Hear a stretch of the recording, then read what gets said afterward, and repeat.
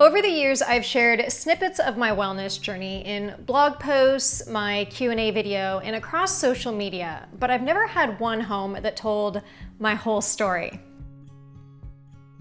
As a kid, I was pretty rambunctious and athletic, and as an adult, I've always been really active. And so for many years, I assumed that because I wasn't overweight, I must have been healthy.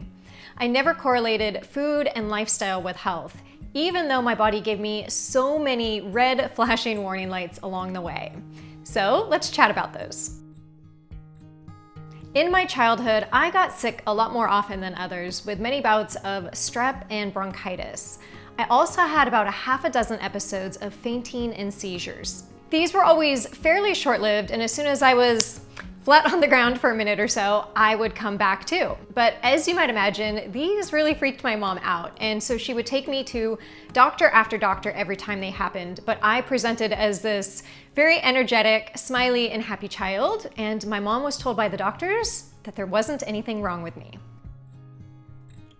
In my 20s, I had a few more episodes of fainting, and they would always happen at the absolute worst times, which was always in public places and more often than not in restaurants. And let me tell you, passing out in a bustling bar at the age of 23 when you're at happy hour with your work colleagues is not exactly what I would consider a good time, especially when the paramedics and fire department are called to revive you. For years, I thought maybe it was the alcohol that triggered the fainting, but that wouldn't have explained my childhood episodes. And then there were those times where I would have a glass of wine and feel fine and nothing negative happened. So I started rationalizing things as, that's just how my body is. And unfortunately, that became the mantra for other symptoms I had, such as anxiety and chronic constipation. It's just how my body is. While my mom did cook more wholesome meals in my childhood, in my 20s, my main nourishment came from fast food and processed food, with McDonald's double cheeseburgers and Taco Bell Mexican pizzas always tops on my list. I was also quite the sugar fiend and had a massive addiction to anything sweet and sugary. My friends and family even encouraged me to open a bakery at that point in time because I loved to be in the kitchen baking, and I would decorate these elaborate cakes for my niece and nephew's birthdays every year. In my 30s, my career progressed and I climbed the corporate ladder as an executive for healthcare companies. But with this came high amounts of stress, long hours, and reduced sleep. And without realizing it, I had become the quintessential type A corporate workaholic who grabbed coffee and sugary snacks for a little energy boost while running between meetings. At this same time, new mysterious symptoms were increasingly adding up. I got seasonal allergies, seemingly out of nowhere, and I started getting these round circular patches of dry skin on my legs and on my face. Add to that worsening constipation, a few more fainting and dizziness episodes, and hormonal imbalances. But it was the massive fatigue that really got me. I would go to bed at 8 p.m., I would sleep for 10 hours, and I would still be tired the next day. So I visited numerous doctors, spent heaps of money, and was told time and again that other than low blood pressure, I was the epitome of good health. So I was given inhalers for the asthma and the allergies, corticosteroids for the skin issues, and I was sent on my way. But deep down, I knew that something in my body was still off. So I became a late night Googleaholic, and I quickly realized that I needed to adopt healthier habits and get more veggies into my diet. And I thought, one of the easiest ways to do that would be to buy a Vitamix blender. I could just drink my veggies. So I started with green smoothies, just whipping those up after my morning walk. And once I got more comfortable with my Vitamix machine, I started making homemade soups, fresh batches of hummus on demand, creamy nut butters, and so much more. Looking back now, that simple purchase of a Vitamix blender was such a turning point for me and 100% transformed my approach to food, where I began incorporating more vegetables into a variety of meals throughout the day. A year later, at the age of 35, and after more online sleuthing, I prodded my doctor to test me for celiac disease. I honestly knew very little about celiac disease, but had stumbled on a blog with a girl that had a bunch of random, similar symptoms to me, and she had celiac. My doctor pushed back, saying that I didn't have classical symptoms for celiac disease, but that she would test me nonetheless. A week later, my test results came back and I was off the charts for celiac disease. From there, the autoimmune connection was discovered, and the diagnosis seemed to roll right in one after the other with Hashimoto's, psoriasis, and endometriosis, all within 2 years. And as you might imagine, my whole world got flipped pretty much upside down.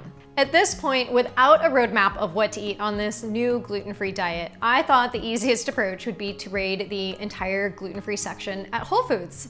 And so I did. I dropped about $200 on gluten-free packaged food to fill up my fridge and pantry. But instead of feeling better, as my doctor said I would, I actually felt worse for several months. And I triggered Candida and SIBO, which is small intestinal bacterial overgrowth. I'm sure from all of the sugars and starches that I was eating in those packaged foods that my body just wasn't used to. It completely threw off my gut microbiome. And I was absolutely devastated and deflated that this new gluten-free diet not only didn't fix me, but it seemed to be making me so much worse.